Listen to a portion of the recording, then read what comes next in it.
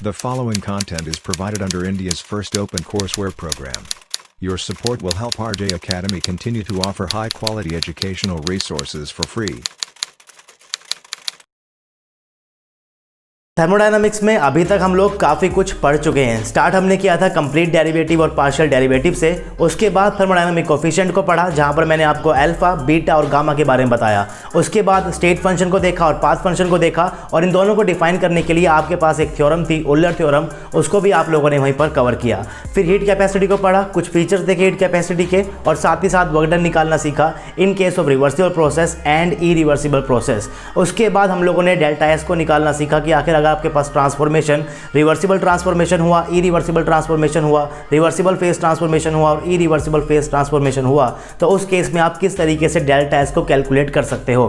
फिर आपने mixing of gases को पढ़ा, जिसके अंदर आपने ideal mixing of ideal gases के लिए डेल्टा एस और डेल्टा जी को कैलकुलेट किया, और यही डेल्टा एस और डेल्टा जी आप लोगों ने non ideal mixing of ideal gases के लिए भी कर लिया। उसके बाद आप लोगों ने गिब्स हेल्महोल्ट्ज़ इक्वेशन पढ़ी, जिससे आप लोगों ने डेल्टा ए को निकालना सीखा। उसके बाद हमने किरचॉफ इक्वेशन पढ़ी, जिससे आप लोगों ने डेल्टा एच को भी कैलकुलेट करना सीख लिया। लास्ट क्लास के अंदर हम लोग केमिकल पोटेंशियल को पढ़ रहे थे। हमने उसकी टेम्परेचर डिपेंडेंस भी देख ली और प्रेशर डिपेंडेंस भी देख ली। प्रेशर डिपेंडेंस को पढ़ते वक्त आप लोगों ने फ्यूगैसिटी कंसेप्ट को देखा, और लास्ट क्लास में फ्यूगैसिटी के बारे में जितनी भी नॉलेज हमें चाहिए थी वो सारी की सारी हम लोगों ने लास्ट क्लास के अंदर कवर कर ली।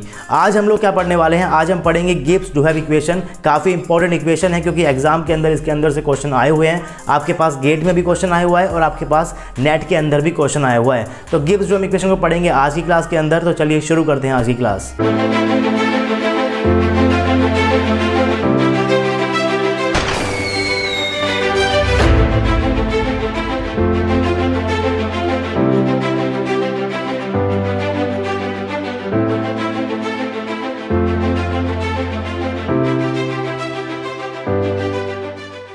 Hey guys, this is RJ and welcome to RJ Academy. So this is lecture number 33 of thermodynamics. अभी तक हम लोग 32 लेक्चर्स कवर कर चुके हैं। अगर आपने अभी तक प्रीवियस लेक्चर्स नहीं देखे तो आपको सिर्फ RJ Academy के YouTube चैनल के ऊपर जाना है। वहाँ पर मैंने थर्मोडायनामिक्स की अलग से प्लेलिस्ट बनाई हुई है, वहाँ से आप लोग थर्मोडायनामिक्स को स्टार्टिंग से फॉलो कर सकते हो। अगर आप लोग कोई और टॉपिक स्टार्ट कर रहे हैं तो वो भी आपको वहाँ पर देखने को मिल जाएंगे। आप किसी भी टॉपिक को बिल्कुल स्टार्टिंग से, बिल्कुल बेसिक से स्टार्ट कर सकते हो for your CSIR NET exam and for your GATE exam. तो लास्ट क्लास में मैंने आपको बताया था कि आखिर आपकी फ्यूगैसिटी क्या होती है, और फ्यूगैसिटी के बारे में हम लोगों ने एक ग्राफ बनाया था और उस ग्राफ को आप लोगों ने याद किया था। एक बार मैं आपको वो ग्राफ दिखा देता हूँ किस ग्राफ की मैं बात कर रहा हूँ। तो इस टाइप का हमने ग्राफ किया था लास्ट क्लास में याद, फ्यूगैसिटी से रिलेटेड। आपको ये ग्राफ याद होगा किस तरीके से हमने इसको ड्रॉ किया था। और मैं आपको बता रहा था कि फ्यूगैसिटी जो आपकी होती है वो सिर्फ और सिर्फ स्केल्ड प्रेशर होता है। जब भी आपके पास कोई वंडरवॉल गैस होगी और उस वंडरवॉल गैस के ऊपर आप लोग बाहर से एक्सटर्नली प्रेशर अप्लाई करोगे, अगर आप लोगों ने बाहर से मॉडरेट प्रेशर अप्लाई किया तो उस केस के अंदर आपके जो रियल गैस है उनके मॉलिक्यूल्स के बीच में अट्रैक्शन फोर्स डोमिनेट करता है, और उसके रीजन की वजह से कंटेनर के ऊपर जो प्रेशर लगता है गैस के मॉलिक्यूल्स का वो कम हो जाता है, और उसके कम होने की वजह से उसका केमिकल पोटेंशियल भी कम हो जाता है। और फिर आप कह रहे थे कि जो आपका प्रेशर है वो कम हो गया, और उस रिड्यूस प्रेशर को, स्केल्ड प्रेशर को आपने क्या बोल दिया? फ्यूगैसिटी बोल दिया। तो कंसेप्ट को आप लोगों ने सीख लिया था। हाई प्रेशर के लिए भी आप लोगों ने बात की थी और बिल्कुल लो प्रेशर के लिए भी आप लोगों ने बात की थी। इस ग्राफ को आपने पूरा समझ लिया था। मैंने आपको कहा था कि इससे रिलेटेड क्वेश्चन मैं आपको आज ही क्लास के अंदर कराऊंगा। तो आज इस क्लास के अंदर हम लोग क्वेश्चंस नहीं करेंगे फ्यूगैसिटी के। आज हम लोग एक नया टॉपिक पढ़ेंगे, और उससे पढ़ने से पहले मैं आपको बताना चाहता हूं कि आपके कौन कौन से टॉपिक्स थर्मोडायनामिक्स के बचे हुए हैं, क्योंकि काफ़ी ज़्यादा कमेंट्स आ रहे हैं कि सर कितने लेक्चर्स बचे हुए हैं। तो मैं आपको बता देता हूं कि आपके पास कुल मिलाकर सिर्फ ये 4 टॉपिक बचे हुए हैं। इन 4 टॉपिक को हमें और कवर करना है। मैंने यहाँ पर लिखा हुआ है गिब्स डुहेब इक्वेशन आपका बचा हुआ है, बॉम कैलोरीमेट्री बचा हुआ है, एडियाबैटिक फ्लेम टेम्परेचर बचा हुआ है, और साथ ही साथ वंडरवॉल गैस के एक्सप्रेशन भी आपको याद करने हैं। यानी कि आपको रियल गैस के लिए भी वर्क डन को कैलकुलेट करना है। अगर आपका प्रोसेस रिवर्सिबल एडियाबैटिक हुआ, इरिवर्सिबल एडियाबैटिक हुआ, या फिर रिवर्सिबल आइसोथर्मल हुआ, या फिर इरिवर्सिबल आइसोथर्मल हुआ, जो वर्क डन आप लोगों ने अभी तक याद किए हैं उस केस में आप लोगों ने आइडियल गैस के बारे में बात की थी। लेकिन नेट के अंदर क्वेश्चंस आ चुके हैं, वंडरवॉल गैस को लेकर भी वर्क डन निकलवाया है उसने, डेल्टा यू को निकलवाया है, क्यू को निकलवाया है, तो वो सब निकलना भी आपको आना चाहिए। जो 4 टॉपिक मैंने यहाँ पर लिखे हुए हैं, इन चारों टॉपिक से क्वेश्चंस आ चुके हैं गेट के अंदर भी और नेट के अंदर भी। क्वेश्चंस मैं आपको साथ साथ करा दूंगा।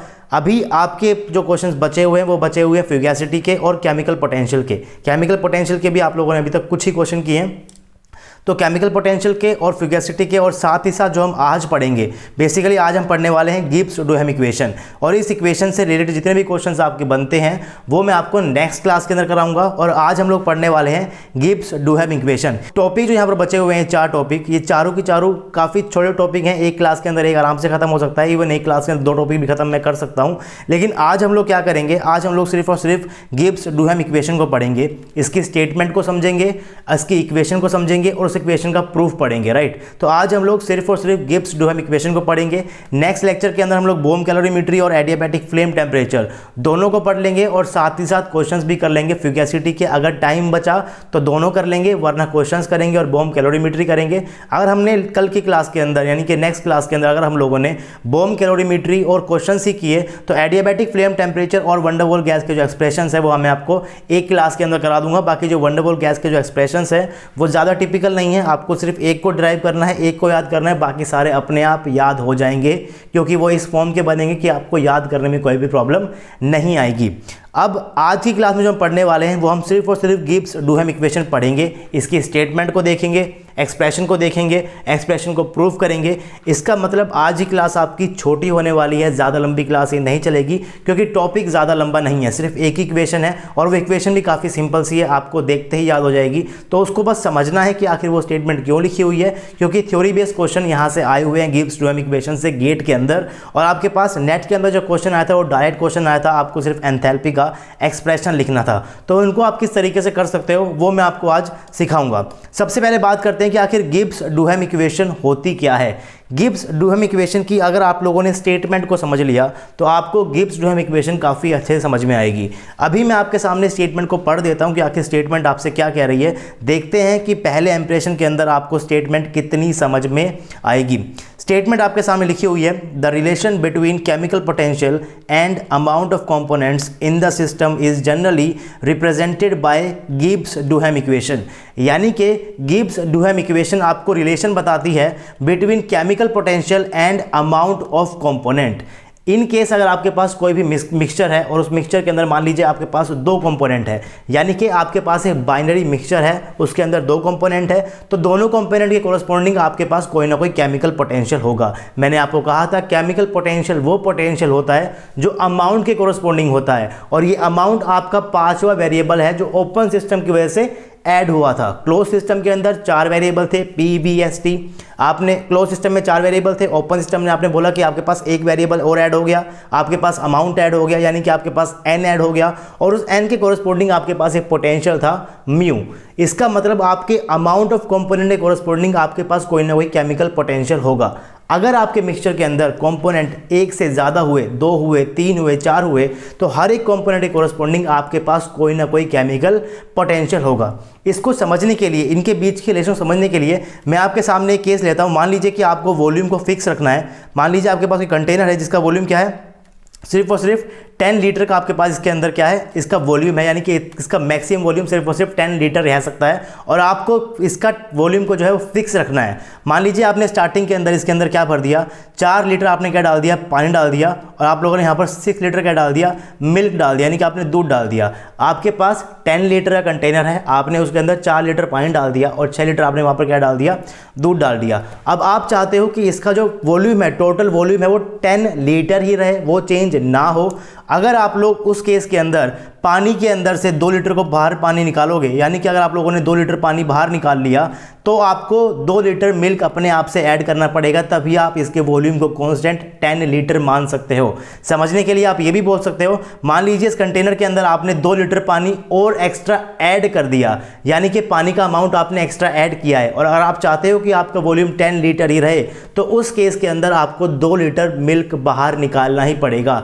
इसका मतलब अगर एक के कोरस्पॉन्डिंग आपका केमिकल पोटेंशियल बढ़ रहा है, एक कंपोनेंट के कोरस्पॉन्डिंग अगर आपका केमिकल पोटेंशियल बढ़ रहा है तो ऑटोमेटिकली दूसरे आपके जो कंपोनेंट है उसके कोरस्पॉन्डिंग आपका केमिकल पोटेंशियल घट जाता है। जैसे कि इस केस के अंदर अगर मैं 2 लीटर पानी को और ऐड करूंगा, अगर आपको इसके वॉल्यूम को फिक्स रखना है तो आपको 2 लीटर मिल्क बाहर निकालना ही पड़ेगा। इसका मैंने आपको एग्जांपल क्यों दिया है, वॉल्यूम का मैंने एग्जांपल क्यों दिया है, क्योंकि गिब्स डुहैम इक्वेशन को आप लोग 2 एक्सप्रेशन के अंदर याद करते हो, जी की फॉर्म के अंदर भी और वी की फॉर्म के अंदर भी। दोनों ही फॉर्म के अंदर आपको याद करनी है। मैंने अभी आपको एग्जांपल दिया है, वी की फॉर्म का, जब उसको पढ़ेंगे तो आपको एग्जांपल और भी अच्छे से समझ में आ जाएगा। तो स्टेटमेंट आप लोगों ने पढ़ लिया, क्या होती है, and according to the equation chemical potential is a relative property. अब इस रिलेटिव प्रॉपर्टी का मतलब क्या है? रिलेटिव प्रॉपर्टी आपसे कह रही है if chemical potential of one component increases then the chemical potential of other component will decrease in the system. जो बात मैंने आपको अभी समझाई है, अगर आपके सिस्टम में दो कंपोनेंट होंगे और एक कंपोनेंट के कोरस्पॉन्डिंग अगर केमिकल पोटेंशियल इंक्रीज हो गया तो दूसरे के कोरस्पॉन्डिंग ऑटोमेटिकली वो क्या हो जाएगा, डिक्रीज हो जाएगा। एक के कोरस्पॉन्डिंग बढ़ गया तो दूसरे के कोरस्पॉन्डिंग डिक्रीज हो जाएगा, अगर एक के कोरस्पॉन्डिंग डिक्रीज हो गया तो दूसरे के कोरस्पॉन्डिंग ऑटोमेटिकली क्या हो जाएगा, वो इंक्रीज हो जाएगा, क्योंकि आपको पूरे सिस्टम का केमिकल पोटेंशियल सेम ही रखना होता है। अगर मैं इस इक्वेशन को मैथमेटिकली लिखना चाहूँ, आप मैथमेटिकली कैसे लिख पाओगे इस चीज़ को? मैथमेटिकली आप इसको लिखते हो summation of N I D mu I. Mu आपका क्या है, केमिकल पोटेंशियल, यहाँ पर आप क्या ले रहे हो, डी म्यू ले रहे हो, यानी कि चेंज इन पोटेंशियल ले रहे हो। एन आई आपका क्या है, अमाउंट ऑफ ith कंपोनेंट है। अब मैंने यहाँ पर समेशन के नीचे दो कांस्टेंट लगाए हुए हैं, टेम्परेचर और प्रेशर। इस कांस्टेंट को अभी आप भूल जाइए, हम आगे देखेंगे कि आखिर कांस्टेंट मैंने यहाँ पर क्यों लगाए हैं, लेकिन अभी मैंने एक्सप्रेशन में इसको लिखा हुआ है क्योंकि एक्चुअल एक्सप्रेशन जो होता है उसके अंदर टेम्परेचर भी होता है, उसके अंदर प्रेशर भी होता है। तो आपको एक्सप्रेशन लिखते वक्त यहाँ पर टेम्परेचर और प्रेशर को लिखना है। बेसिक मतलब ये होता है कि यहाँ पर आपका टेम्परेचर और प्रेशर दोनों क्या हैं, कांस्टेंट है। जब इसको प्रूफ करूंगा उस केस में आपको टेम्परेचर को और प्रेशर को कांस्टेंट लेना पड़ेगा। इसका मतलब dt और dp आपका 0 होने वाला है।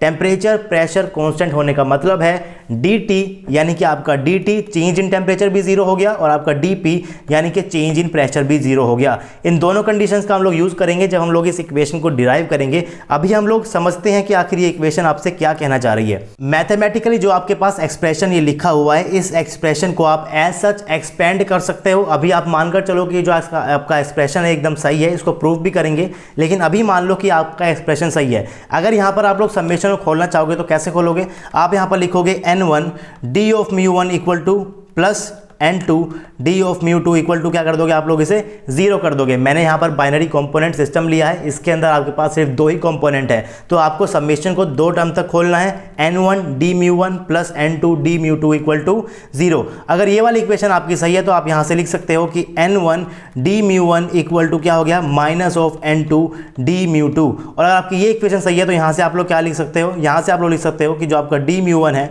वो आपका हो जाएगा माइनस का n2 अपॉन में n1 इनटू में डी μ2। इस इक्वेशन को अगर आप लोग ध्यान से देखोगे तो आपके पास इस इक्वेशन के अंदर क्या है, चेंज इन केमिकल पोटेंशियल है आपके पास पहले कंपोनेंट के लिए, चेंज इन केमिकल पोटेंशियल है आपका दूसरे कंपोनेंट के लिए, n2 क्या है आपके पास सेकंड कंपोनेंट का अमाउंट है, n1 क्या है फर्स्ट कंपोनेंट का अमाउंट है। अब अमाउंट आपके पास नेगेटिव कभी भी नहीं हो सकता, इसका मतलब n2 और आपके पास n1 जो है वो पॉजिटिव टर्म है, इसका मतलब ये जो नेगेटिव साइन है वो यहाँ पर एज इट इज रहेगा। अगर मैं म्यू को इंक्रीज करता हूं, मान लो मैं μ1 यानी कि फर्स्ट कंपोनेंट के केस के अंदर मानकर चल रहा हूं कि आपका केमिकल पोटेंशियल इंक्रीज हुआ है, तो आपका डेल्टा μ1 क्या हो जाएगा, आपका μ1 कंपोनेंट के लिए जो आपके पास सेकंड स्टेट में है माइनस μ1 कंपोनेंट के लिए जो आपके पास इनिशियल स्टेट में था, यानी कि आपके पास क्या हो जाएगा, आपका पॉजिटिव हो जाएगा। मैं मानकर चल रहा हूं कि फर्स्ट कंपोनेंट के केस के अंदर आपने केमिकल पोटेंशियल को इंक्रीज कर दिया। अगर उसका केमिकल पोटेंशियल इंक्रीज करोगे तो d ऑफ μ1 क्या हो जाएगा, आपके पास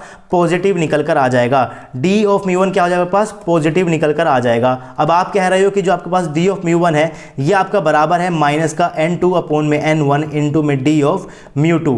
n1 और n2 आपके पास हमेशा पॉजिटिव रहेंगे। अगर आपके पास ये वाली टर्म पॉजिटिव है और आपको इसको इक्वेशन को सेटिस्फाई करना है तो ऑफ कोर्स आपको d ऑफ μ2 को नेगेटिव करना पड़ेगा। अगर d ऑफ μ2 नेगेटिव है इसका मतलब आपके सेकंड कंपोनेंट के कोरस्पॉन्डिंग आपका केमिकल पोटेंशियल डिक्रीज हो गया, वो कम हो गया। आपने कैसे इसको जज किया, क्योंकि आपकी इक्वेशन के अंदर एक नेगेटिव साइन था, n2 आपका पॉजिटिव रहने वाला है, n1 आपका पॉजिटिव रहने वाला है और आपने d μ1 को पॉजिटिव मान लिया। अगर आपने d μ1 को पॉजिटिव मान लिया तो आपके d μ2 को नेगेटिव होना ही पड़ेगा। और d μ2 के नेगेटिव होने का मतलब क्या है कि सेकंड कंपोनेंट के कोरस्पॉन्डिंग आपका केमिकल पोटेंशियल डिक्रीज हो गया। और अगर मैं स्टेटमेंट को दोबारा से पढ़ता हूं जो मैंने यहाँ पर स्टेटमेंट लिखी हुई है, उस स्टेटमेंट को आप यहाँ पर ध्यान से देखोगे तो आप समझ जाओगे कि स्टेटमेंट आपसे कह रही है, जो आपके पास गिब्स डूहम इक्वेशन है वो रिलेशन बताती है, the relation between the chemical potential and amount of components in the system is generally represented by Gibbs Duhem equation and according to the equation the chemical potential is a relative property.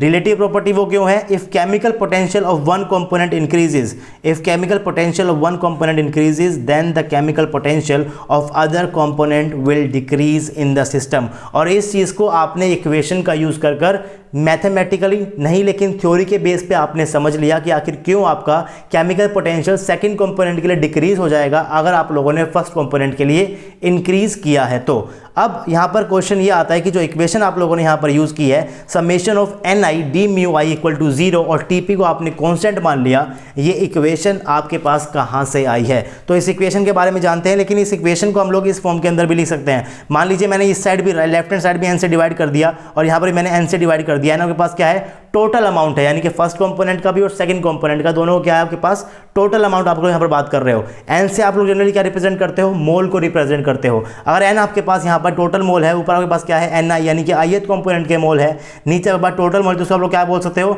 Mole fraction बोल सकते हो ith component. Mole fraction का formula क्या होता है ith component के लिए? Moles of ith component divided by total moles, right. तो अगर आप लोग यहाँ पर इसको nt से यानी कि टोटल मोल से डिवाइड करोगे, दोनों साइड कोई फर्क नहीं पड़ेगा, इस साइड 0 का 0 रहेगा और यहाँ पर आप लिख सकते हो ni अपॉन में n, और ni अपॉन n को आप क्या लिख सकते हो? xi लिख सकते हो। तो दोनों ही फॉर्म आपको याद रखनी है, ये भी आपके पास गिब्स डूहम इक्वेशन है और ये भी आपके पास क्या है? गिब्स डूहम इक्वेशन है।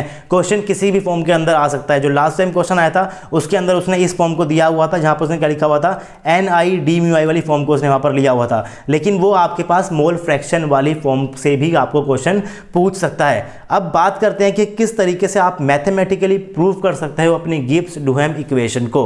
इक्वेशन आपने पढ़ ली, उसको समझ लिया, थ्योरी आपने देख ली, लेकिन वो इक्वेशन जो आपके पास आई है उसको कैसे प्रूव करोगे? मैथमेटिकली प्रूव करना जरूरी होता है जब भी आप लोग कोई थ्योरी दे रहे हो। अगर आपने कोई थ्योरी दी है तो आपको सबसे पहले उसकी एक्सप्लेनेशन देनी पड़ती है, और वो एक्सप्लेनेशन एक सेंसिबल एक्सप्लेनेशन होनी चाहिए, यानी कि सामने वाले को वो समझ में आनी चाहिए, और साथ ही साथ उसको आपको एक मैथमेटिकली भी प्रूव करना पड़ेगा।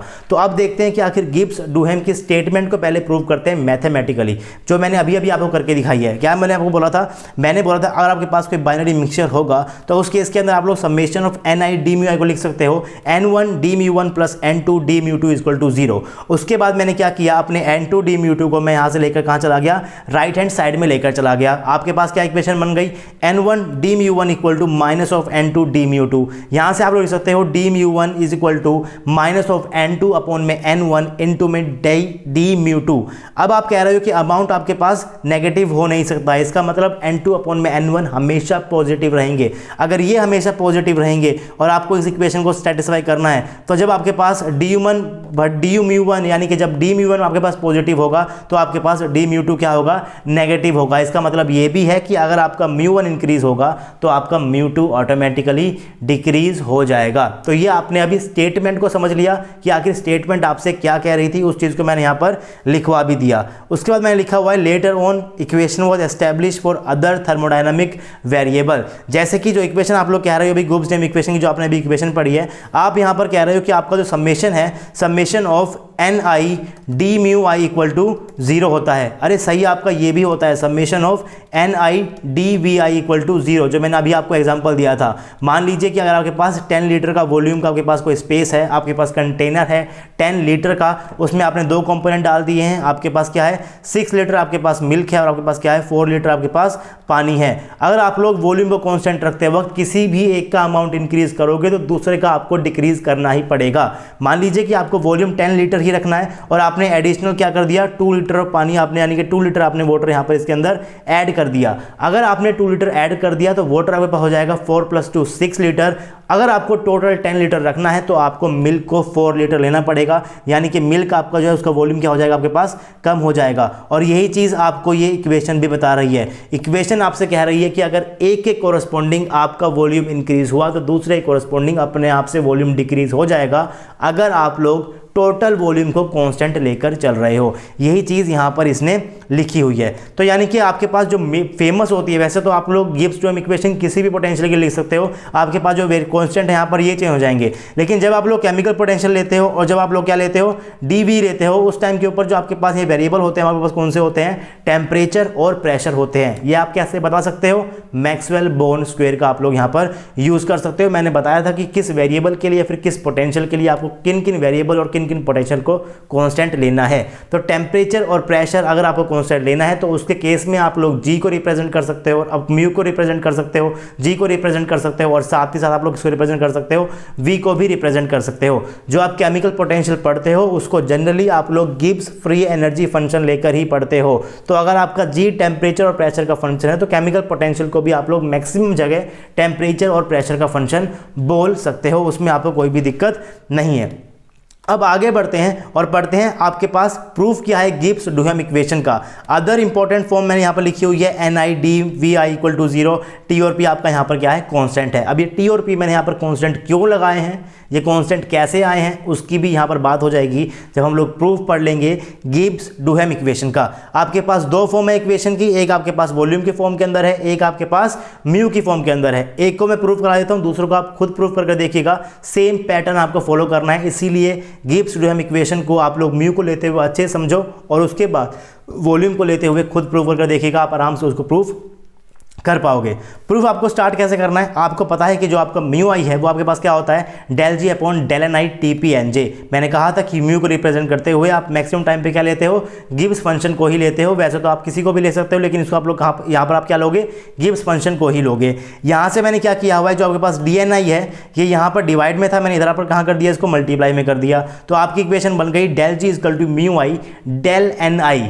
डेल रिप्रेजेंट करता है छोटा छोटा चेंज। अगर आपके पास बहुत सारे छोटे छोटे चेंज है, अगर आप उसको ऐड करना है तो आप लोग क्या करते हो, इंटीग्रेशन करते हो। मैं ऐड क्यों कर रहा हूं, क्योंकि यहां पर आपके पास जो म्यू है वो आपके पास आई के टर्म में लिखा हुआ है। आपको चाहिए क्या, आपको जो इक्वेशन के अंदर प्रूव करना है वो इक्वेशन आपके सामने है, क्या है, NiD ऑफ μi = 0। इस इक्वेशन को देखकर आपको ये तो पता चल जाएगा कि जो म्यू है उसके आगे आपको क्या लगाना है, डी लगाना है। यहाँ पर पहले से ही डेल है, अगर आप लोग यहाँ पर एक और डेल लगा दोगे तो इक्वेशन जो है वो बहुत ज़्यादा कॉम्प्लेक्स बन जाएगी। तो आप पहले क्या करोगे, पहले आप लोग इन दोनों डेल को हटा दो, उसके बाद पूरे इक्वेशन में फिर से आप लोग क्या लगा दोगे, डेल लगा दोगे। अगर आपको इस डेल को हटाना है तो कैसे हटाते हो आप लोग इंटीग्रेशन करते हो। तो मैंने क्या किया, इस ऊपर वाले एक्सप्रेशन को इंटीग्रेट कर दिया।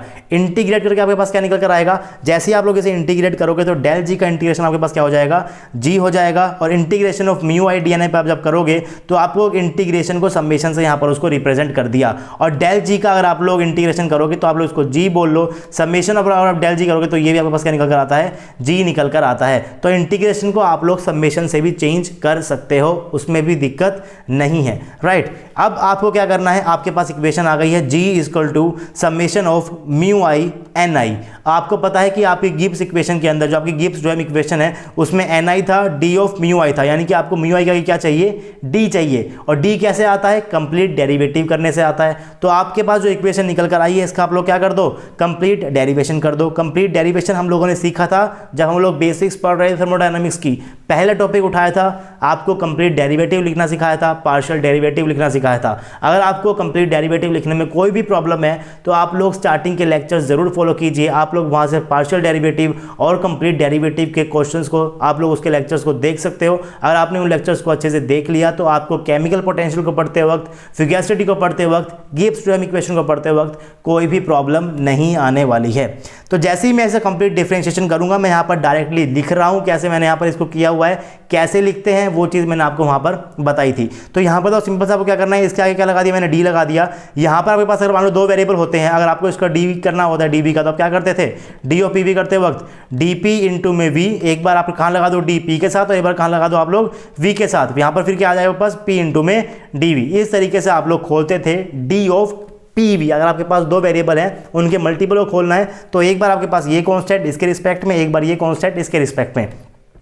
सेम उस तरीके से आपको यहाँ पर अप्लाई करना है। आपके पास यहाँ पर क्या आ जाएगा, एक बार आपने क्या कर दिया, म्यू आई को कांस्टेंट ले लिया, डी आपने कहाँ लगा दिया, एन आई के आगे। एक बार आपने क्या कर दिया, एन आई को कांस्टेंट दे दिया, डी आपने कहाँ लगा दिया, म्यू आई के आगे। और समेशन तो आपके पास स्टार्टिंग से था ही। उसके बाद अब आपको याद करना है कि आखिर ओपन सिस्टम के अंदर आपका जो जी है वो किस किस के ऊपर डिपेंड करता है। ये जो इक्वेशन आपके सामने भी निकल कर आई है, इसको मैंने इक्वेशन 1 बोल दिया और इस बात को मैंने यहीं पर ख़त्म कर दिया, इस चीज़ को मैंने यहीं पर रोक दिया। अब आप कुछ और सोचिए। आपको पता है कि थर्मोडायनामिक्स ऑफ ओपन सिस्टम के अंदर जो आपका जी है वो आपका फंक्शन होता है टेम्परेचर का, प्रेशर का, N1 का और N2 का। N1 N2 क्या है आपके पास? कंपोनेंट का अमाउंट है। सिस्टम आपके पास कैसा है? बाइनरी सिस्टम है, यानी कि 2 कंपोनेंट सिस्टम है। N1 1 के कोरस्पोंडिंग आपका अमाउंट है, N2 सेकंड के कोरस्पोंडिंग आपका अमाउंट है। तो अगर आपका जी टेम्परेचर का फंक्शन का, N1 का और N2 का फंक्शन होता है, तो यहाँ से आप लोग किस तरीके से कंप्लीट डेरिवेटिव लिखते हो, इसके बारे में अभी मैंने काफ़ी ज़्यादा बात की है। तो मैं यहाँ पर डायरेक्ट लिख रहा हूँ कि आपका डी कैसे निकल कर आया है, और उसके बाद आप लोग क्या करोगे, यहाँ से जो डी निकल कर आया है और यहाँ पर जो आपने डी निकाला है, इन दोनों को इक्वेट कर दोगे और आपकी जो गिब्स डुहेम इक्वेशन है वो आपकी प्रूफ हो जाएगी। कैसे प्रूफ हो जाएगी? मैंने कंप्लीट डेरिवेटिव लिखना सिखाया था। आपको क्या करना है? आपको करना है एक बार del G upon del T बाकी सारे कांस्टेंट, फिर del G upon del P बाकी सारे constant, T N1 N2 constant, फिर del G upon del N1, फिर आप लोग क्या करना है टी पी और N2 कांस्टेंट कर दोगे, और डेल जी अपॉन में N2, उस केस के अंदर आपका टी पी और N1 कांस्टेंट हो जाएगा। इस तरीके से मैंने यहाँ पर अच्छे से लिखा हुआ है। उसके बाद गिब्स फ्री एनर्जी को पढ़ते वक्त आपने कहा था, आपने वहाँ पर देखा था गिब्स फ्री एनर्जी की डिपेंडेंस टेम्परेचर के ऊपर भी और प्रेशर के ऊपर भी। आपने कहा था कि टेम्परेचर के ऊपर जो आपकी गिब्स फ्री एनर्जी है उसको आप लोग -s के साथ रिलेट कर सकते हो। जो आपका प्रेशर डिपेंडेंस है उसको आप लोग कैसे देखते हो? वॉल्यूम के साथ कर सकते हो। तो इसकी जगह मैं क्या कर दूंगा, अपने s और v की वैल्यू को पुट कर दूंगा। तो आपका dg क्या बन जाएगा? -s dt plus we D P plus μ1। μ1 क्या है आपके पास? मैंने आपको लिखना सिखा रखा है, डेल जी अपॉन में del of n del N1 into में आपका टेम्परेचर कांस्टेंट, प्रेशर कांस्टेंट और N2 कांस्टेंट। ये आपके पास क्या है? μ2 है। μ2 को आप लोग कैसे लिखते हो? जी बार लिख लो, या फिर आप इसको कैसे लिख सकते हो? डेल जी बार, G2 का बार लिख लो, या फिर क्या लिखोगे आप? डेल जी अपॉन में डेल N2 इंटू में कांस्टेंट क्या आ जाएंगे यहाँ पर? टी पी और N1 आपके पास कांस्टेंट आ जाएंगे। तो मैंने यहाँ पर अपने केमिकल पोटेंशियल यानी कि μ1 और μ2 की वैल्यू को पुट कर दिया। तो ये जो मैंने सिस्टम लिया था, इस केस के अंदर आपके पास सिस्टम कैसा था? बाइनरी सिस्टम था। तो आपके पास क्या क्या आया? μ1 आया, μ1 D1 आया, μ1 DN1 आया, फिर आपका μ2 DN2 आया। लेकिन अगर आपके पास कोई सिस्टम ऐसा होगा जिसके अंदर n कंपोनेंट होंगे, तो उस केस में आप लोग क्या करोगे? μ3 DN3 करोगे, μ4 DN4 करोगे। और अगर आप लोग इन सबको एक साथ लिखना चाहते हो तो आप लोग क्या लगाते हो? समेशन का यूज करते हो। इसका मतलब फॉर मल्टी कंपोनेंट सिस्टम आप लोग dg को लिख सकते हो -s dt plus we D P plus summation of μi dni। यहाँ से आप इसको क्या बोल दो? इक्वेशन 2 बोल दो। इक्वेशन 1 हमने वहाँ पर निकाली थी, इक्वेशन 2 मैंने इसको बोल दिया। अब आपको कुछ भी नहीं करना है, इक्वेशन 1 को और इक्वेशन 2 को इक्वेट कर दो। आपका समेशन ऑफ μi dni यहाँ से और यहाँ से दोनों साइड से कट जाएगा, और यहां पर आपका निकल कर आ जाएगा -s dt plus we D P equal to summation of ni d μi। उसके बाद अगर आप लोग टेम्परेचर और प्रेशर को कांस्टेंट कर दो, जो कि आप कर सकते हो क्योंकि टेम्परेचर और प्रेशर दोनों को आप लोग लैब के अंदर कंट्रोल कर सकते हो। तो अगर आप लोग यहाँ पर टेम्परेचर को और प्रेशर को कांस्टेंट कर देते हो तो आपका summation of ni d μi equal to 0 निकल कर आ जाएगा। और गिब्स डुहेम इक्वेशन आपकी केमिकल पोटेंशियल के लिए और सिर्फ वॉल्यूम के लिए डिफाइन इसलिए है, इसीलिए फेमस है क्योंकि इन दोनों के कॉरस्पॉन्डिंग जो आपके वेरिएबल्स हैं वो टेम्परेचर और प्रेशर है, और टेम्परेचर और प्रेशर दोनों को आप लोग लैब के अंदर कंट्रोल कर सकते हो। अगर आप लोग ये चीज़ें डेल एच के लिए, अगर आप लोग Gibbs Duhem equation del H के लिए, डेल ए के लिए या फिर डेल यू के लिए डिफाइन करने जाओगे, तो उस केस के अंदर लास्ट में जो आपके पास इस टाइप की इक्वेशन आएगी, उसके अंदर आपके पास जो वेरिएबल होंगे या तो वो आपके पास dv होगा या फिर वो आपके पास क्या होगा? आपके पास ds होगा। इस केस के अंदर आप लोग ना तो ds को कंट्रोल कर सकते हो, ना तो dv को कंट्रोल कर सकते हो। उनको आप लोग लैब में कंट्रोल नहीं कर सकते, इसीलिए आपकी गिब्स डुहेम इक्वेशन उस केस के लिए फेमस नहीं है। फेमस उन्हीं के लिए है, उन्हीं वेरिएबल के कॉरस्पॉन्डिंग है जिनके वेरिएबल्स टेम्परेचर और प्रेशर होते हैं। फिर मैंने लिखा हुआ है similarly we can prove the above form of Gibbs Duhem equation. Volume case के अंदर आपको प्रूव करना है। कैसे प्रूव करोगे? आपको पता है कि ओपन सिस्टम के लिए वॉल्यूम आपका फंक्शन होता है टेम्परेचर, प्रेशर, N1 और N2 का।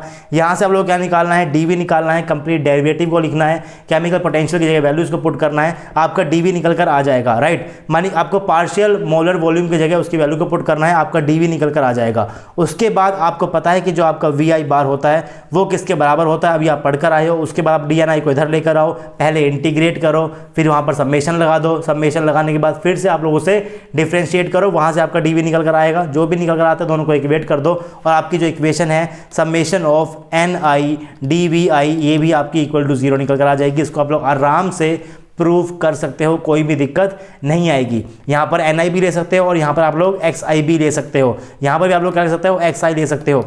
अमाउंट के लिए और मोल फ्रैक्शन के लिए दोनों के लिए आपकी गिब्स टू एम इक्वेशन को आप लोग रिप्रेजेंट कर सकते हो। तो थ्योरी में आपके पास इतना ही था। मैंने आपको कहा था कि वीडियो आज की छोटी होने वाली है, ज़्यादा बड़ी वीडियो नहीं बनेगी, छोटा सा टॉपिक है, इसके ऊपर से 1-2 क्वेश्चन आए हुए हैं, उन क्वेश्चन को मैं नेक्स्ट क्लास के अंदर कराऊंगा।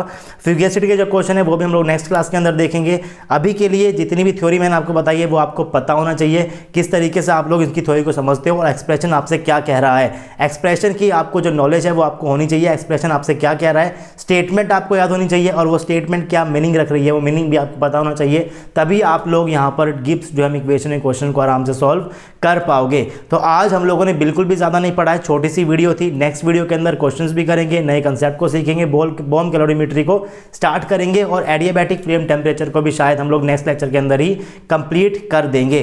अगर आपको ये वीडियो अच्छा लगा तो प्लीज़ वीडियो को लाइक कर दीजिए। अगर आप लोग चैनल के ऊपर नए हो तो चैनल को जरूर सब्सक्राइब करना और सब्सक्राइब करते वक्त बेल आइकन जरूर दबाना ताकि आपके पास नोटिफिकेशन पहुंच जाए जब भी मैं यहाँ कोई नया लेक्चर अपलोड करूँ। अगर आपको मेरा काम अच्छा लगता है तो आप आरजे एकेडमी को फाइनेंशियल सपोर्ट भी कर सकते हो। आप लोग हमें गूगल पे कर सकते हो, फोन पे कर सकते हो और पेटीएम कर सकते हो।